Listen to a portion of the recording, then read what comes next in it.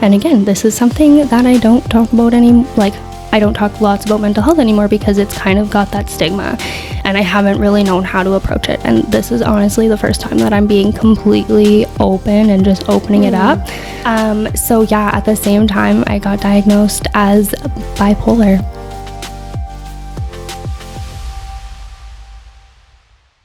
I'm Erica. And I'm CJ. And you're listening to the Her Podcast. This is a fun one because our guest today actually came and pitched herself to us at an event this past spring. We loved her energy and her confidence and knew we had to have her on even before hearing her story. Today we're sitting down with Meagan Chorney, serial entrepreneur, medical mama, and mental health advocate. Meagan is a multi-passionate individual and we go all over the place in this one, from her personal growth strategies to what it was like for her and her family when she realized she had been misdiagnosed as a child with anxiety, which was now discovered to actually be autism.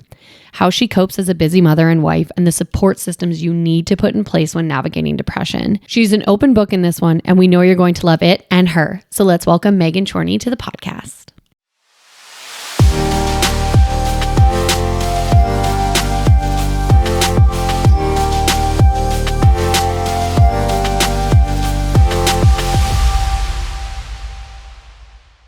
Kate, so I saw something on one of your posts.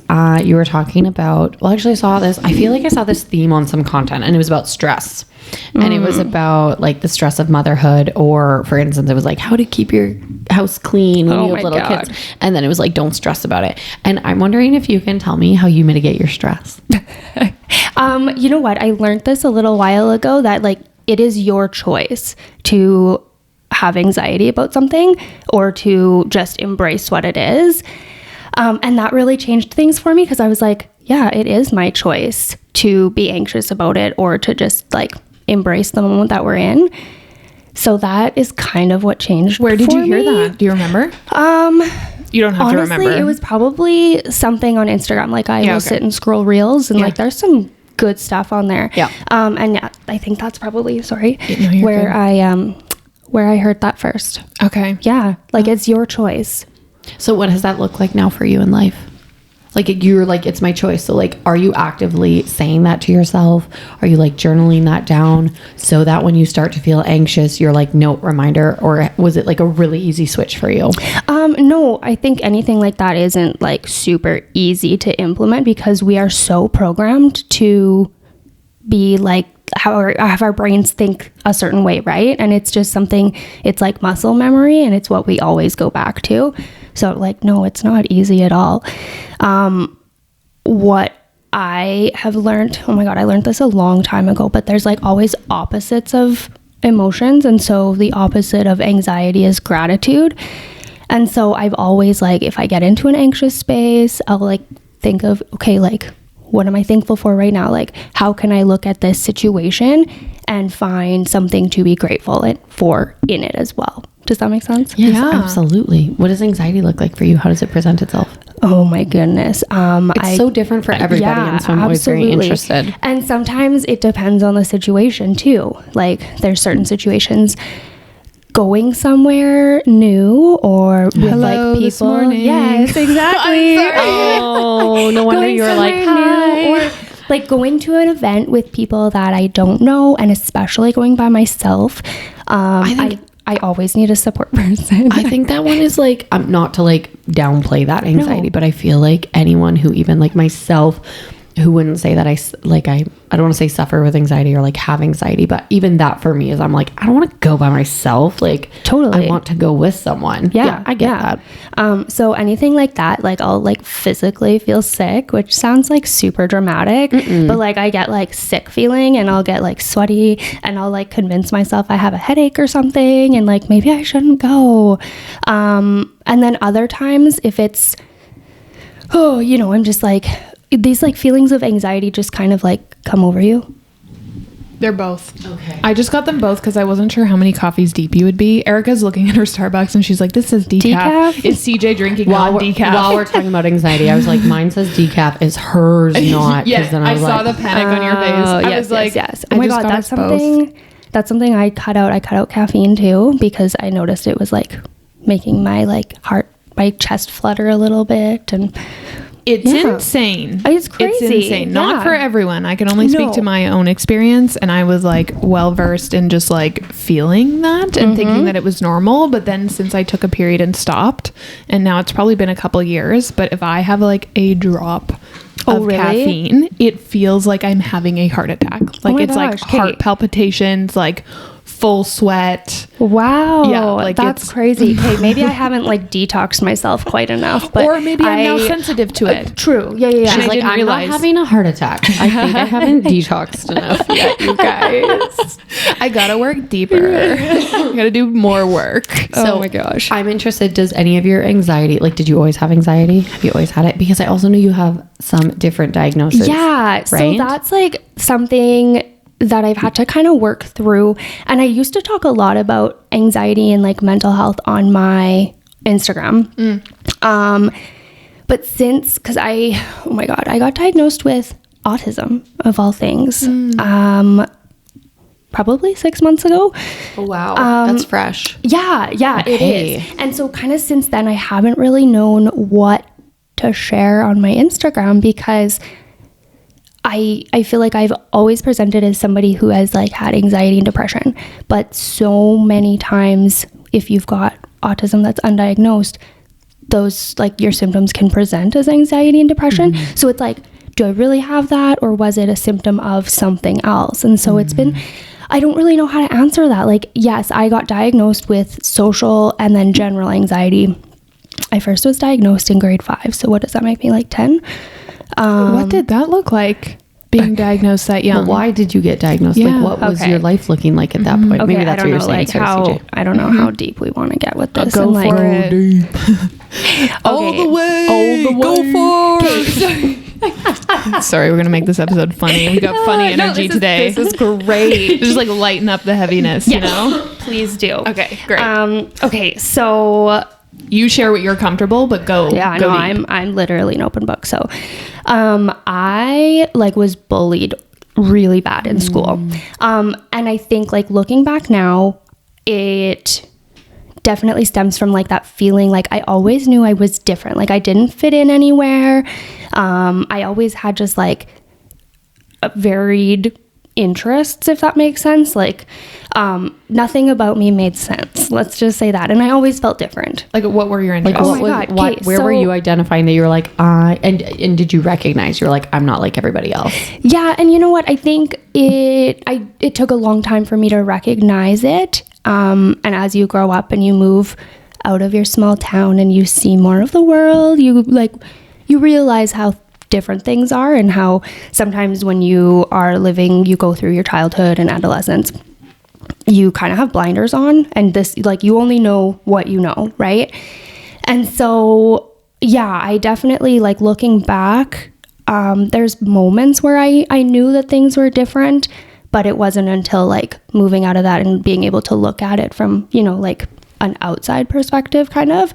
And so when I say I had like different interests, I don't mean like, how do I want to say this? Like they were super varied.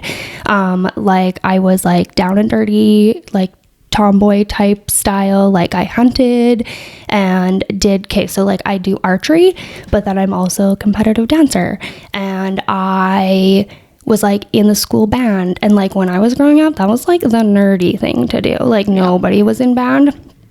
And then I like one day in particular just stands out. Like I went hunting, and then I shot a deer, I came home, and then my mom and I went shopping for pageant dresses. And so like, it's just like, I was in like all different directions, and I never really fit in with one group. And I don't know if that's because I was all over the place and had varied interests. Yeah. And then I was like, I hate talking about myself, you guys. Which is like, why are you here? I was like, you're doing a good job. I was about to be like, friend, this is what it's all about. You've got the floor.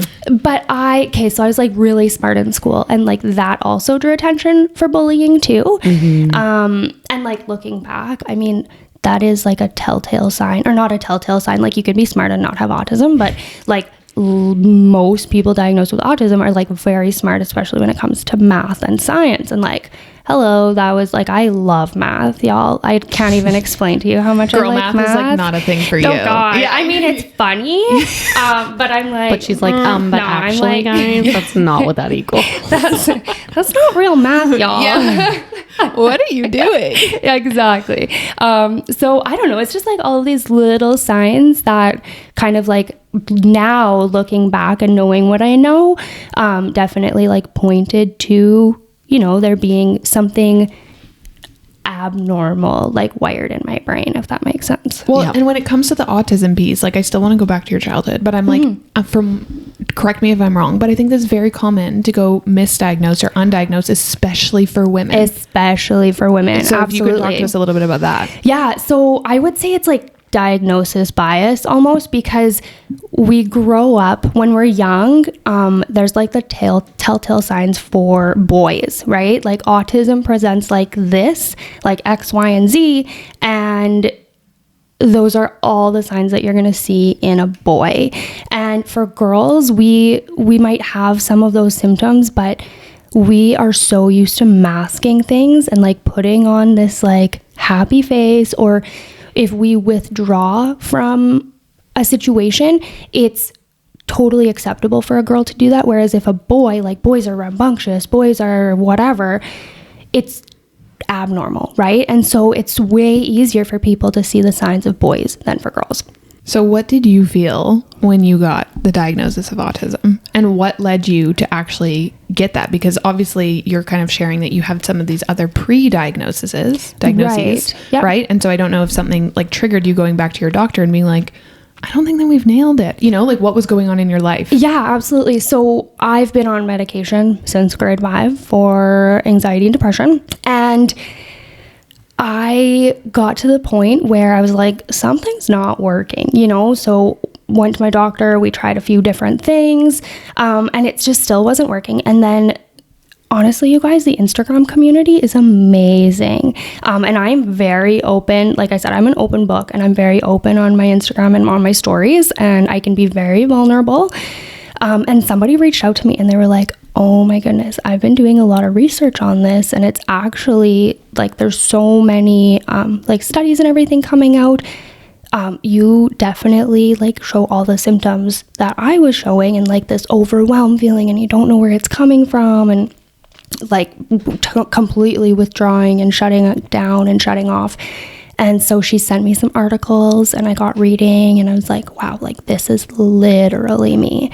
And so then I made an appointment with my doctor, and I was like, yo, I think I need a psych evaluation. And I was like, I literally was like shaking when I said it, because when you say psych evaluation, it's like when people are like, she's crazy. You know what I mean? Like that's like the stigma around it. And I mean, I don't know about you guys, but I feel like our generation grew up in a house where we didn't like talk a lot about emotions or how we're feeling, or like how we feel like maybe we're different and that sort of thing. And I mean, my dad, I still can't, like, he does not do well with like talking about emotions or anything like that. And so I think that, I don't know, I can't remember where I was going with this. No, you were just saying like how you went to your doctor and you were like psych evaluation. Yeah. Oh, yes. Because you got, yeah. We got you, don't worry. So we grow up in this generation where like it's so weird to talk about these things, and so then you grow into an adult and everybody has these preconceived notions about like a psych evaluation, like she has to see a psychiatrist. You think of like the people who go to the like mental institutions kind of thing, you know what I mean? Like if I'm being honest, that is the picture that people have. And so like even just getting myself to ask my doctor, like be like, I think I need an evaluation, was like a huge step for me. But I knew that like there was something else wrong, you know, like something that hadn't been addressed. So I'm wondering what your husband was thinking at this time. Oh my God, my husband is so supportive, y'all. Yeah, no, honestly, there's so many times I feel so bad for him. I was like going through some stuff before this all like came to fruition, and I was like, he did not sign up for this. And like there were some times where I literally would sit down and be like, if you want to like leave, I wouldn't blame you because oh my God, I'm gonna cry. Okay. Like if you want to leave like that, I wouldn't blame you because I am like, this is not what you signed up for. And I know that sounds like completely crazy. But especially if you're like in the thick of it, you like everything seems so heavy and you just, yeah, it's hard. And then you see somebody else having to like go through it with you passively. And that's really hard. Yeah, but he was a great support system. Oh, God. Yeah, he's awesome. He's amazing. When you first went to him and you were like, yo, I think it might be autistic, what was his response? He was like, oh, really? Like, why do you say that? You know, like he was very like, tell me what you know. I'm very much like a deep diver. I'm a researcher. Again, I'm completely a nerd. And so he knows, like if I come to him with something, he's like, all right, she's got the receipts, right? She knows exactly what she's talking about. She's done her homework. And so, yeah, no, he was completely, I'm literally like, this is the opposite. If I go to Nick, he's like, she don't got receipts. She stole that from the aisle and ran. I'll be like, I think I'm ADHD. And he's like, did you like see an inspirational post today and now you're self-diagnosing? And then he goes a deep dive and then is like, yeah, I think you might be ADHD. It's all good. We love our spouses. Yeah. We have them for a reason. I was just going to say, you have to have that balance. Yes, great. Keep going. Yeah, no, I just, honestly, he was so super supportive. And he's never like, I shouldn't say he's never questioned me, but when it comes to stuff like this, he's always like encouraged me, you know, go see your doctor, you know, do what you feel like you need to do. And this happened obviously after all of this stuff with our son happened, and that, you know, advocating for ourselves became really important during that time. And so I think he's also learned that, you know, seeing like how we had to advocate for our son and our health and that sort of thing, that, you know, like maybe there is something to like a gut instinct that, you know, there's more to this. So I think that that's really helped him be like, yeah, I'm going to support you, you know, no matter what, you do you. Yeah.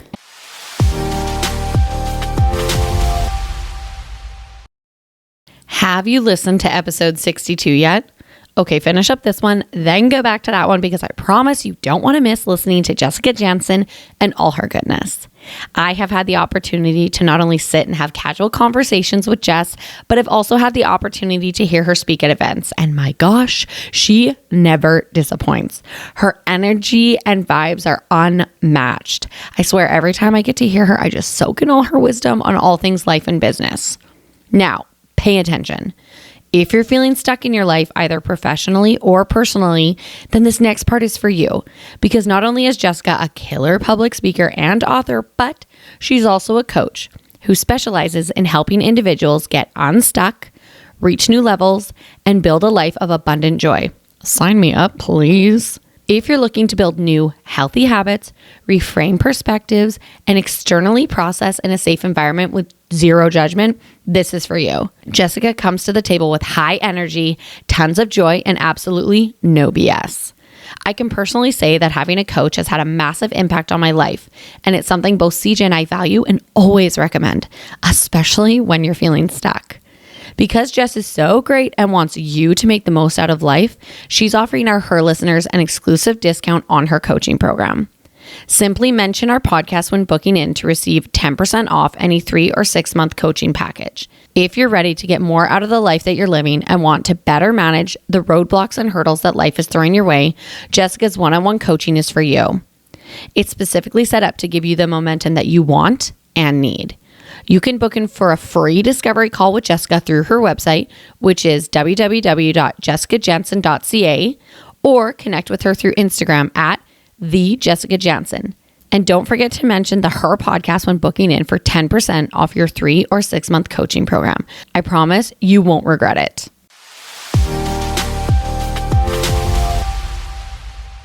So after you got your psych evaluation and you got this diagnosis, what was that like for you?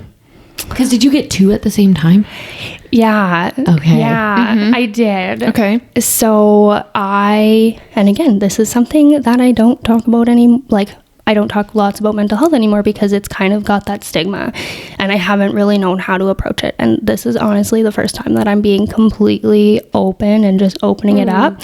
So Here you go. Thank you for sharing with us. No, thanks for having me and talking about this with me. Because like I said, there's like this stigma out there, right?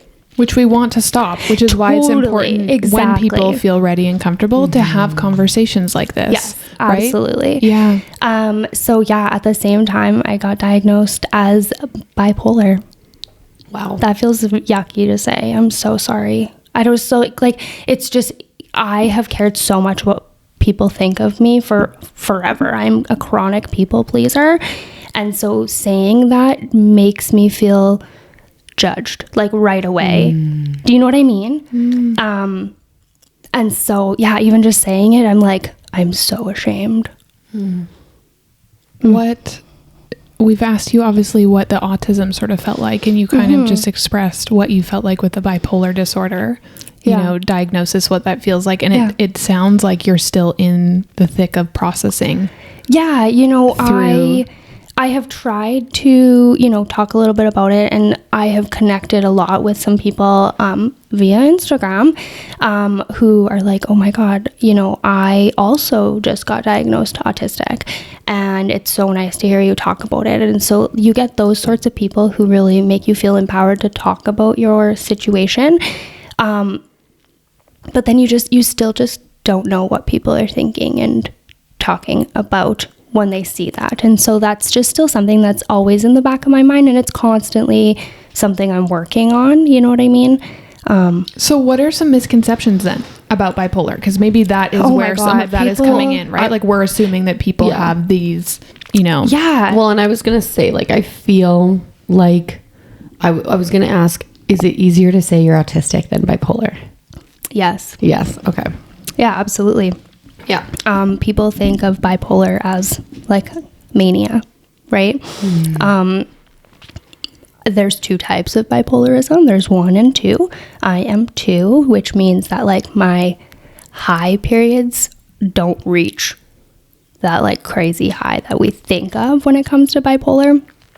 I also think that people think of bipolarism as like having like a personality disorder, you know, like 2 different personalities. And so I like when I present bipolar, I have really low lows. And so that's why I, in the past, have been misdiagnosed as having depression. Okay. And so those low episodes typically last longer than a high episode. And a high episode is literally me having just like extra energy. And when I explained it to my psychiatrist, I said, it's almost like an out of body experience almost. Like I just like get a little bit, and for me, it's just like me kind of being silly and my guard coming down. And then I like think back and I'm like, that was weird, you know, like I don't know where I got that energy. Sometimes it presents as, you know, we have like people over to watch a football game, and my husband is like, Meagan, sit down, like come sit. And I was like, nope, I'm washing dishes, I'm packing lunches, I'm cleaning up the kitchen. Like I cannot sit down and just do nothing. Like I have this like surge of energy, but it's not me being like psycho crazy or like having mania and I'm gonna go do something crazy, right? Well, I think that you're shedding light on a misconception, right? That it can only be these 2 extremes. Exactly. And for you, this is what it actually looks like. Yeah. So what does a low look like for you then? And how long typically does that last? A low looks like depression. Like barely get out of bed. I remember I went through a low and I literally just like could not stop crying. I would like finally pull myself out of bed because my son and my husband were playing, and I was like, okay, you know, like I need to go and I need to be a present mom. And I would walk down the stairs from our bedroom and I would burst into tears and like fall to a puddle on the floor and like crawl myself back up into bed. And it's like not eating. It's like the telltale like signs of depression. Like that is, when you think of depression, that's what my low would look like. Okay. Yeah. That makes sense. Which is why it would have been misdiagnosed. Exactly. Because you would have not maybe been as high. And so they would have been like, this is just depression. So the highs for me are little peaks, and then the lows are like big valleys, right? And so I'll like peak, and then my lows last, say, 3 days versus just 6 hours. And so that's why, it would definitely present as depression. And do you sit in a neutral zone? Like, is there neutral for you? Because we're talking about these highs and these lows. And I'm like, is there also a neutral? Now I'm medicated, so it's all neutral. It's all smooth sailing. Now neutral, baby. No, absolutely. I meant just like before that. Yes. Like, was there times when you were like, oh, this is not a high or a low? We're kind of like middle ground here. Oh, yeah, for sure. But I think that, like, on average, I would go like maybe 3 depressive episodes a month kind of thing. And so, like, in between there, it's pretty, even keeled. So normal. What do you do then for, and maybe this is more so, and again, I know this is like new, but like, what are tools that you obviously mentioned medication, but I'm sure that there's other things that you're doing to help with bipolar? Yeah. So really making sure that, the people around me are aware of what these symptoms look like was really important. Making sure that, I educated my husband on, what these things look like. If I don't take my medication, it throws me immediately into a low. And so he'll know immediately, like something's wrong and we need to get on top of it. And I mean, if I miss my medication, it is what it is. And I get a little bit depressed and then we get back on track the next day and it's fine. But he is able to recognize what that looks like. So I would say to be transparent, be open, and make sure that people around you know what's going on. I also, when we were switching medication for me, and I called my mom and I was like, just so you know, this is what we're doing, because she's always the first one who is like, okay, there's something wrong. Did you stop taking meds? Because I went through a few phases of that growing up where I was like, I don't need medication to be happy. Like, there's nothing wrong with me, like why can't I just be happy? And so I went through phases where I would stop. And then she's like, you stopped your meds. Like, you need to get back on them, Well, there's a heavy weight, and again, maybe a misconception, or I can only speak to my experience, but having to be on medication consistently, right? It's like, you're like, but why? Totally. And you feel less than. Absolutely. Right? And you're like, I should be able to, I'm strong enough now, or I should be able to come off of this, or like, this person doesn't need it. Like, why do I need it? What's wrong with me? Right? Yeah. I know that's what I've experienced personally in my internal dialogue. Absolutely. Well, no, go ahead. I feel like it comes from a place because when we think of medication, typically, like I have a headache, so I'm going to take this medication. I'm going to be better, and it's going to like fix the problem. Right, because you're addressing a problem. Because you're addressing a problem. And I think there's still, right? I mean, it's like, oh, they're medicated. And when you think of these terms, just like you think of bipolar, your brain immediately goes to this place that hopefully we're breaking down those thoughts, but of just people who are like, like unwell, right? And it's like, no, this actually makes me better, or not. I don't want to say better. This makes me function maybe better. This makes my life, the quality of life. We've talked about that a lot. And it's like, are we so opposed to our quality of life being made better by medication? I don't know. Just thoughts. No, absolutely. And I think all those thoughts are valid because, my mom used to explain it to me like insulin. Like, if you have diabetes, your body just isn't making enough insulin. And so my body just, at that time, we thought it was depression, anxiety. My body wasn't making enough serotonin, right? And so trying to reframe it like that was a little bit more helpful, I guess, short term. And then I would fall into the whole, there's nothing wrong with me. Why can't I just be normal? But whatever is that? Well, and I think like it's very classic, and I don't know if this was your experience, but like I think we see it with a lot of people where they like feel better. So then they're like, I don't need this. And it's like, but that's why you're feeling better. And then they go off of it, right? Absolutely. Yeah. Okay. So you do medication. We tell the people around you and include them in your journey. And just like let your ego get out of the way and be open to accepting help and be open to whether it's going to therapy. I actually personally hate therapy, and I've never found success from it. So like, Tell us about that. Unpopular opinion. No, maybe. I'm into it. I've never found therapy successful, and maybe it's because I went into it with being misdiagnosed, and so we were trying to, fix things that we didn't fully understand. But I've never found somebody that I click with that I feel like fully understands. And so honestly, doing my monthly check-ins with my psychiatrist has been the best thing for me. And maybe it's just the person I'm seeing, or because that's who gave me the answers that I had never received before, and maybe that's what changed. But I can imagine a misdiagnosis and having years of them, like a counselor, right, or a therapist trying to walk you through something that is not actually the root issue, right, would lead to a lot of discomfort. Yeah, absolutely. In hindsight, right? Well, it's the same thing as when you go to I don't know, a chiropractor for something, and you're or a massage therapist, and you're I have this pain in my neck or whatever. But it's stemming from your I was gonna say feet, but sure, your butt. My butt's tight. Been there. My hips are tight.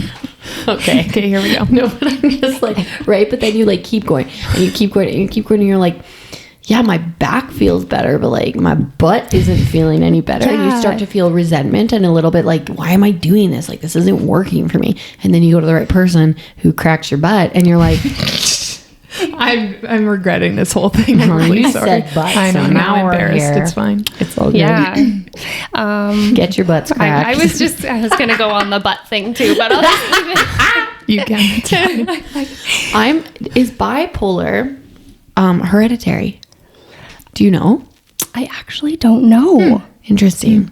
Yeah, I don't know. Oh, I was just curious. No, I wish I knew. All good. I'm calling myself a nerd. Yeah, I was She's afterwards. She's gonna DM deep us. dive and be we have to redo the episode. She's no, here's everything I learned. Part two. There you go. Amazing. But actually, speaking on that, like I said, growing up, it wasn't really something that was talked about. And I don't know about the generation. I'm going to speak just from my experience with my parents. But me going through this experience and really diving into my mental health, I've become very much a root cause kind of person. So just the whole issue stemming from your butt. I'm sorry. It's so great. Just that issue stemming from somewhere else, if we're just addressing that surface level symptom, we're not actually fixing the problem. And I'm using problem loosely, obviously. And so me going through my experience, my mom is okay, I check this box and this box and this box. And me looking back at her, or even seeing her, I'm sorry, Mom, today, I'm okay, yeah, I think that she has struggled with some, mental illness of some sort. And I'm no expert, but just, experience teaches you a lot as well. So yeah, absolutely. You've said you've told people around you. Yeah. Did you find that people were almost in disbelief of it and were no, that can't be accurate? Yeah, because I think we have this perception, we've talked about, how we think we know what this looks like, whether it's autistic or it's bipolar. We know what those people look like. And so the problem is that there's such a spectrum. And we talk about spectrum for autism a lot, but I feel there's a spectrum for all mental illnesses. There is no textbook bipolar. Do you know what I mean? Yeah. And so my symptoms can be worse or less than somebody else's, or they can present in a completely different way. And I think that up until lately, being more open about things and trying to break that stigma, we have just had this these blinders on almost, and we haven't been open to seeing what that looks like. So yeah, people are oh no, there's no way.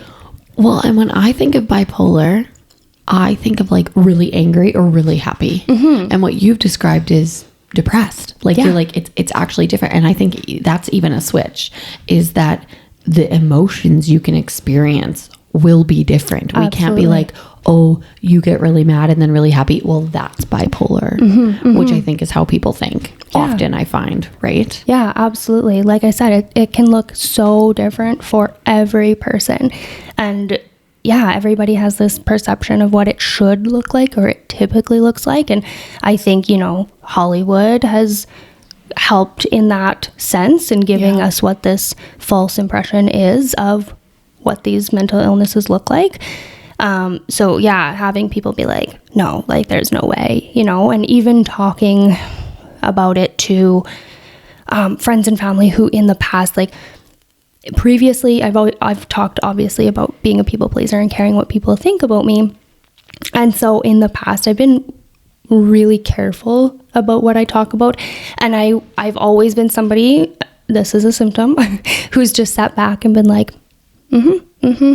sitting back, not contributing because I'm scared what people are going to think of what I have to say or whatever. And so I've been in conversations with people who are close to me, and they've expressed their thoughts on mental illness, or like a friend of theirs, she thinks she needs medication. Well, I don't think that this is real. She's just using it as a crutch, or, that sort of conversation. And you start to like really censor yourself around these people because you know how they feel about those things. And you're like, oh God, if they only knew.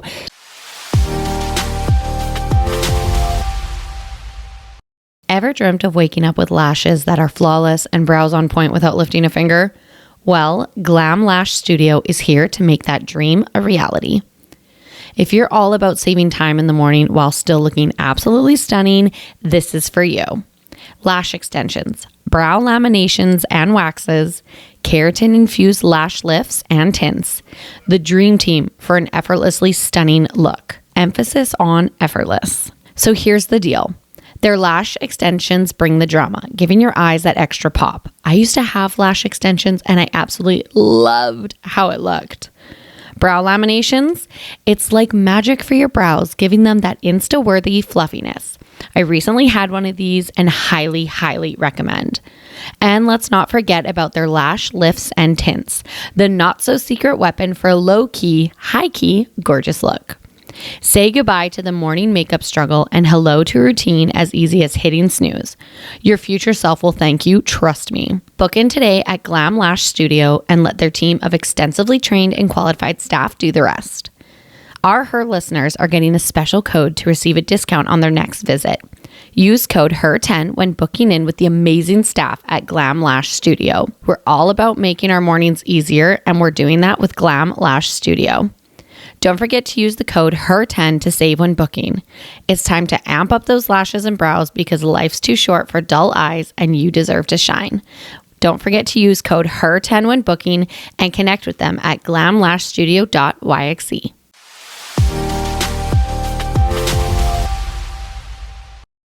And so, yeah, that's been a little bit of an interesting thing to try and work through. So when it comes to both of these things, autism and bipolar, what are some things that you wish people knew? Oh, that's a good one. That I honestly think, and this might be an unpopular opinion, but I think that everybody has something. And I think that we would be kidding ourselves if we've never experienced anything in the whole spectrum of mental illnesses. Well, and maybe not even ongoing. Maybe there are some, but I mean, like seasonal depression, it's not all the time, right? Or people who, again, maybe they go through something and all of a sudden they're like, I'm having anxiety. Yeah.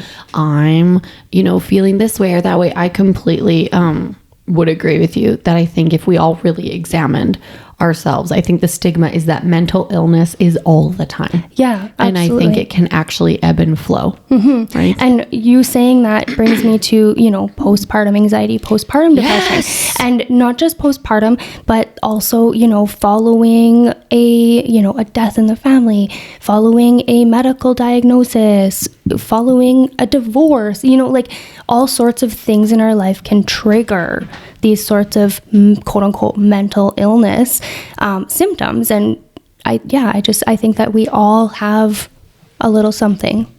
So when it comes to, I'm going to circle back to autism. When it comes to autism, how has it shifted your daily life? Like now actually having that, diagnosis and being like, this is and I don't know if you still consider yourself to have anxiety, depression, or you kind of mentioned that those are more so now symptoms that fall under the autism spectrum for you. But what has changed for you with having this diagnosis going forward in daily life? Yeah, that's a really great question. Honestly, in my everyday life, nothing has changed except for my perception. I no longer feel like moving through everyday activities. I no longer feel like there's something wrong with me, or I am like a nuisance, if that makes sense. Is that how you felt most of the time? Yeah, I don't even know how to explain that. I always just felt like I was an inconvenience, and because I was different, I didn't fit in anywhere. I don't know. I like repetitive motions is one of the symptoms that I have. I had a girl in my university in one final exam. I'll never forget that. She leans over. We were in a final, and she leans over. She's like, "Do you mind could you stop moving your foot?" And I was like, okay, I'm sorry. And this was before I knew that was like a thing, but I've always done it. And like you're just like jiggling your foot. I like sit with my legs crossed and my foot just like da da da da da, like it goes, and I literally can't even control it. Was that soothing for you? It must have been, yeah. And I was like, oh my God. So as if you don't have enough anxiety going into a final. You're like, okay, I have to like be careful what I'm doing because people are apparently watching me instead of, anyways. So that's a lot of pressure. Yeah, I feel for you. But that's pressure I'm putting on myself because I don't fully understand what's going on in my brain, and so now I think it's more so just an understanding of there's nothing wrong with me. It's just my brain is wired a little bit differently. And so, moving through my everyday life, it doesn't necessarily look different from the outside, but in my brain, it's different. There's way less stress on me because I feel like I no longer have to fit into a box of what society expects me to look like. So, yeah. Well, I was going to say I can equate it to when I got my ADHD diagnosis. I feel like what shifted for me was I don't sit here and go, well, I'm like this, so this is okay, like not giving allowances, but being able to say, I no longer have, it's like walking through barriers. And I'm like, I no longer have this barrier of having to figure out why I can't do that. Now it's just like, okay, this is a struggle because of this. So now instead of spending all my time being like, why can't I do this? Why can't I just do it the way everyone else does? I already know I can't. Like I already know that's not going to work for me. So instead of wasting that energy on why, it's now like, how can I make it work for me? How can I be successful here? Exactly. Instead of all the like background noise, which would just be like a constant loop in your like head. An understanding of yourself, right? And it's just, I feel like possibly something that clicks internally, when you have something and you're like, I'm not banana, like it all syncs up and you're like, oh, I understand my perception of the world and what I'm feeling in my body, which are things that no one else can feel. Yeah. And I feel like I was a very... I had a hard shell before, if that makes sense. And since getting my diagnosis, I feel so free to just be me. And like on social media, there's so many people, I can't even tell you how many people who are like, I can just tell like you are so happy, I feel like I was always trying to be somebody else, somebody who society thought that I should be, or what I thought I should be. And I no longer feel that pressure. And I'm just like, hey, y'all, this is me, And so that's been beautiful. A shift. When you came up to us at that fashion show, oh my God, did you already have your diagnoses? Because I remember you were like, hey. No. And I was like, when was that? I don't know, like May. That's why I was wondering. Yeah, no, it was literally right after that I finally, I had asked, at that time I had asked for a psych evaluation, but I hadn't received anything. So I was I knew that there was probably something going on at that time. But at that time I was just thinking about all the other stuff in my life that see I could how share. Amazing that is, just life timing, and now you're here and you can share about that and we didn't even know. Look at how the universe works, right? Yeah, that's incredible. I'm interested if you can share any tools or tips either with autism as an adult and as a female that you found to be really helpful, or maybe even resources, and then also I want to know that for bipolar.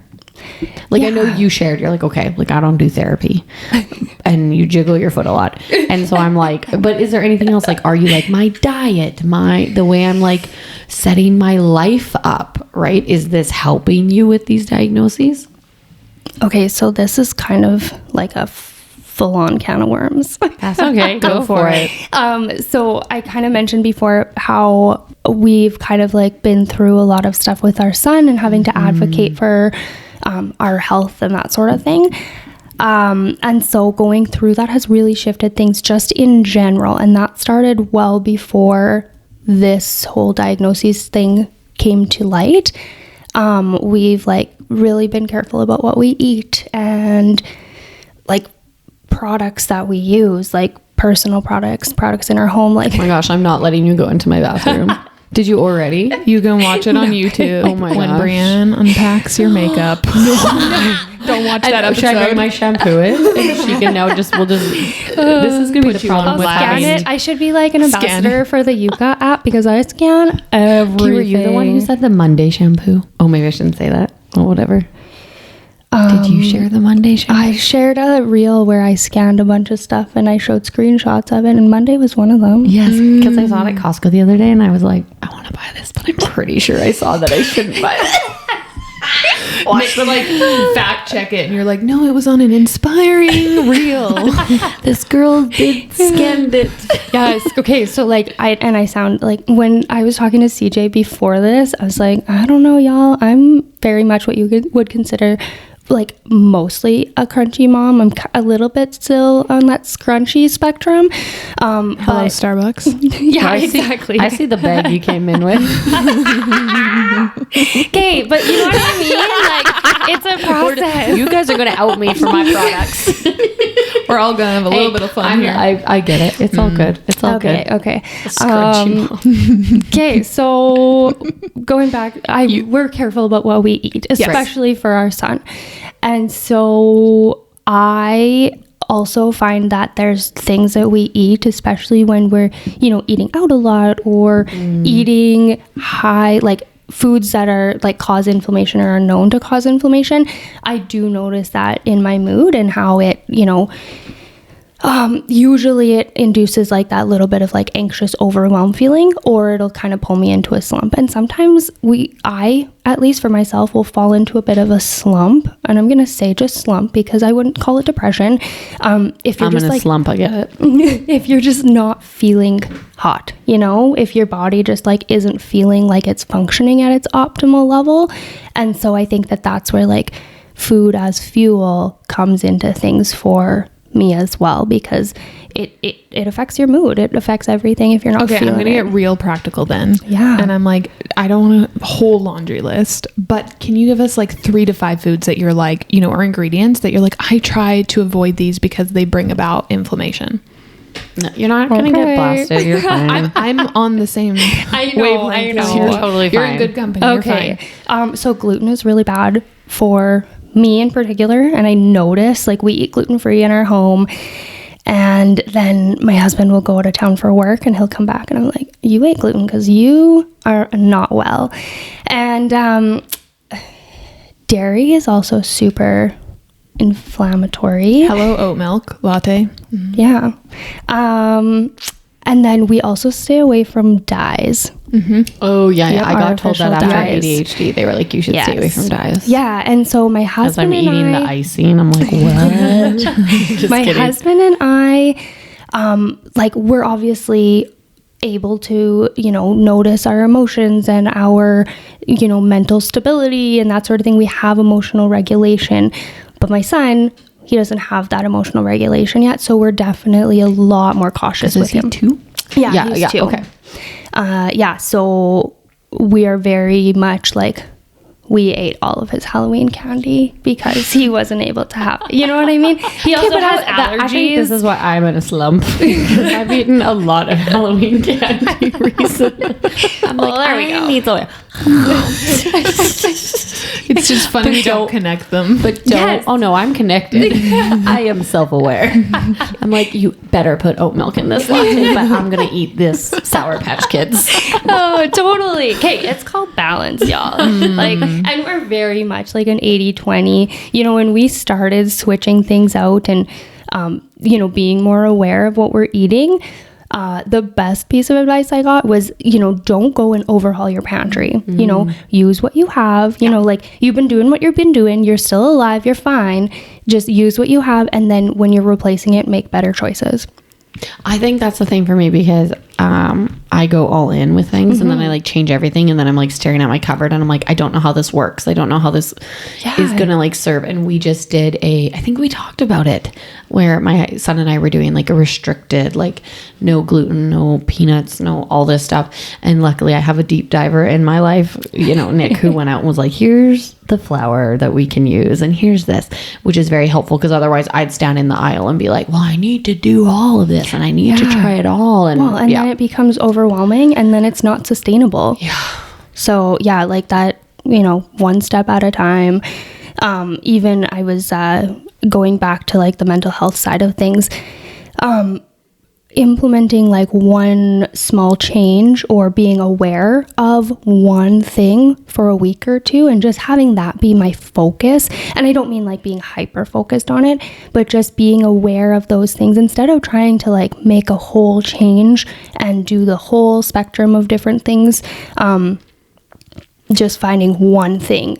We get really caught up in goals and all these reels right now, which is like, change your life for 2024 and here's what you can do in 2024. And it's great. And I'm like all for, I love goals. I actually really love setting goals. I love like picking a word for the new year.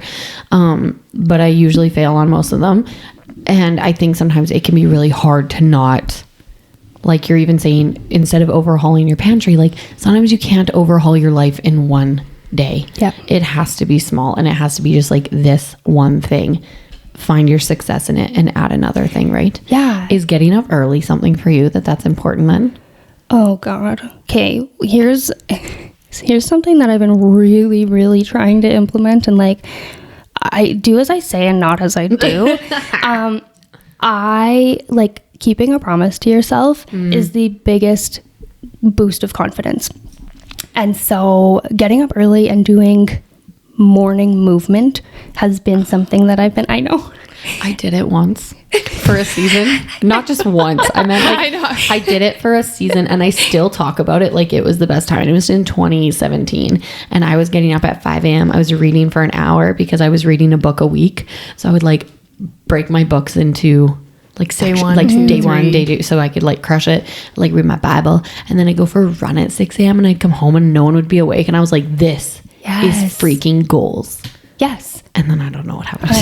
And then now we're here. And then now I'm eating candy. Because we go through seasons of life. That's what it is. It's been a long slump. I want to go back to the mountaintop, please. Beautiful. Where's the gondola? Oh my gosh. Sorry. No, but it's true. Like, doing something that you told yourself you're going to do, following through on it is like the biggest confidence hack ever. And so, I like have a little habit tracker on my agenda that I like to check things off of, just to, you know, make sure, because it's really easy to fall into that slump where you don't do anything that is any form of self-care. Like, I think that following through on things for yourself, whether it's health and fitness related, whether it's, you know, reading a book for an hour or getting up before the kids get up to just enjoy the quiet, like those are all forms of self-care. Yes. Yeah. And we talk about that a lot, that self-care, sometimes it's hard in society right now because we see self-care. And like, if I'm watching a 25-year-old unmarried content creator doing their self-care, I'm going to feel real bad because I'm like, I don't have time to go do all those things before 10 a.m. Like, I have 4 kids to get out the door and I'm running, you know, co-running multiple businesses. So we've always talked about really normalizing, like, self-care can be anything to you. And because we went on a rant once where I was like, whenever people are like, showers, like, hey moms, showers aren't self-care, it's a necessity. I was like, but why can't it also be? Like, why can't it be also a form of me being like, I get to lock the bathroom door and I get to be in here and shave my legs. And this is actually like how I'm caring for myself today. Yeah. But society now is like self-care, but that's not self-care. And you're like, I'm really Self-care. just trying to take care of myself. Okay, and if I'm being honest, like that episode that you're talking about completely shifted things for me because no, and I'm not even I actually I shared it in my story. You probably don't remember, but I was talking about it and I was like, literally the week before I had talked about self-care and like, you know, put out a poll on my stories and whatever, like asking what people consider self-care. And I always had this misconception, right? Like it had to be something intentional that you set aside an hour to do or whatever it looked like, or you get a massage or you spent money on, or an add-on that you don't actually have time for. And now it's not self-care. Exactly. Yes. Yeah. And so if it's causing you like stress, whether that's time stress or money stress or mental stress, like that's actually not self-care. And so, listening to that, I was like, I like stopped and I was like, yeah, you know, having my husband take the kid while I just shower and like actually sit with a hair mask in for the full 5 minutes, that is my time. And if I come out of there refreshed, then it's exactly what I needed. Amazing. Exactly. Yeah. Oh, that's so good. Thank you so much for being so open with us today. Yeah. Thank you. And sharing book, with us and our community. We really appreciate that. And I know that our listeners will too. You know this because you listen to the podcast. We have a question that we like to ask at the end of every episode. Our guests, what is the best piece of advice you've ever been given or that you like to give? I'm going to take it right back to the beginning of the episode and say that like your life is in your hands. It is your choice how you perceive something, how you deal with something, and how you learn or what you learn from a lesson that you've been given. I think that everything that comes for us is meant for us, whether it is you're winning, you're on top, or you're learning from it. Everything is given to us for a reason. So it's up to you to act on that and use it how you will. Like very thoroughly enjoyed that just then. Thank you. You're welcome. Like that spoke to me. I was like, I resonated with that. Thank you. Thanks for coming here. And where can people find you? Because you are a busy mama, a working mama. You have lots of things on the go, but where can people like find you on social and connect with you? Yeah, so best place is Instagram. It is Meagan Nicole, 2 M's, 1 N. We'll link it in the show notes. Perfect. Yes. Thanks for coming out, Meagan. Thank you for having me. Thank you everyone for joining us on this episode of the Her Podcast. If you want to follow along with us, you can find us on Instagram and TikTok at its.her.podcast. We can't wait to see you there.